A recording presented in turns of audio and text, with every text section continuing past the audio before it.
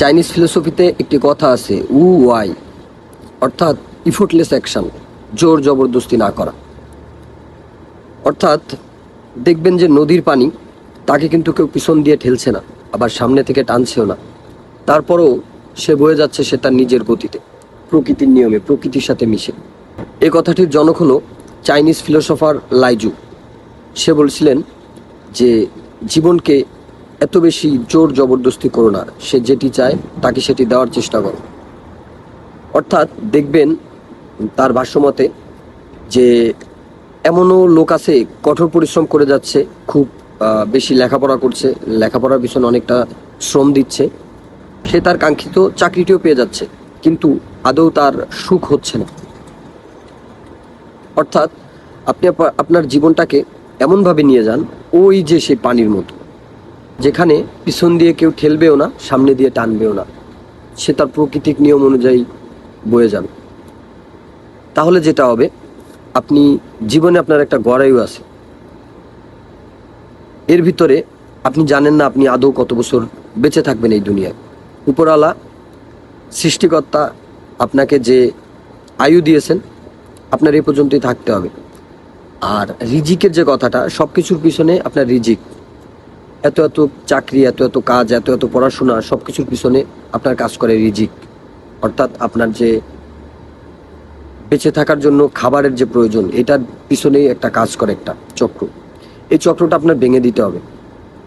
আপনার ধরে নিতে হবে আপনার জন্য যেটি বরাদ্দ, সেটি সর্বোচ্চ পাহাড়ের চূড়ায় থাকলেও আপনার কাছে সেটি চলে আসবে। আর আপনার রিজিকে যদি না থাকে, তাহলে আপনার এটা মুখের সামনে থাকলেও আপনি এটি খেতে পারবেন না। চাইনিজ ফিলোসফার লাইজুর এই ফিলোসফিক্যাল থিওরির চোখে আমার ফিলোসফি খুবই সহজ।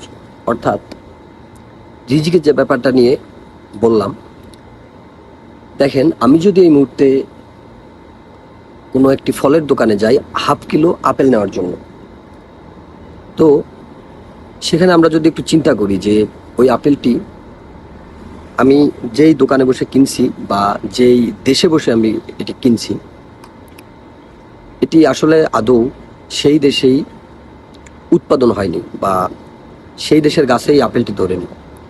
আপেলটিকে ধরার আগে সর্বপ্রথম এই আপেলটিকে ফুল আকারে গাছে ধরতে হয়েছে। ফুল ধরার পর ফলে পরিণত হতে বিশাল একটি প্রক্রিয়া প্রয়োজন হয়েছে, তাকে তদারকি করতে হয়েছে, সার, ওষুধ, কীটনাশক ব্যবহার করতে হয়েছে। এরপরে একটি সময় এসে এই আপেলটি গাছ থেকে নামানোর জন্য, তোলার জন্য কিছু লোক নিয়োগ দেওয়া হয়েছে। সেখানে তারা সেই আপেলটিকে ধরে গাছ থেকে নামিয়ে ক্যারেটে কিংবা নির্দিষ্ট কার্টুনে রাখতে হয়েছে। এটি থেকে আবার গ্রেড করতে হয়েছে, A grade, B grade, C গ্রেডে নেওয়া হয়েছে। তারপরে সেখান থেকে প্রক্রিয়াজাতকরণের পরে গুদাম ঘরে যাইতে হয়েছে। সেখান থেকে আবার কোনো এক কন্টেনারের মাধ্যমে কোনো এক বিশাল সমুদ্র পাড়ি দিয়ে আপেলটি এই দেশের কোল্ড স্টোর বা যেখানে সংগ্রহ করা হয় সেখানে রাখতে হয়েছে। দেন আপেলটি কোনো এক আড়তদার অনেকগুলো কার্টুন বেছে ধরে এই আপেলটিকে সংগ্রহ করে নিয়ে আসছে।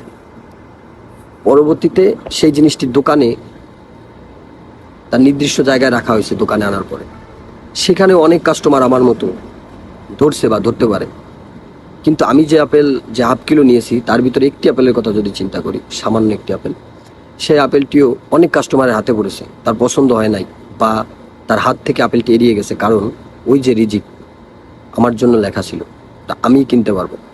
আবার আমি আপেলটি কেনার পরে এমনও হতে পারে, আমি আপেলটি কেনার পরে আমি যখন বাসায় নিয়ে যাচ্ছি বা রুমে নিয়ে যাচ্ছি, আমার কোনো এক কলিগ কিংবা আমার ছেলে কিংবা আমার মেয়ে কিংবা আমার ওয়াইফ কিংবা বাবা মা অন্য কেউ আপেলটি খেতে পারে, তাহলে বুঝতে হবে তার জন্য রিজিকটি ছিল।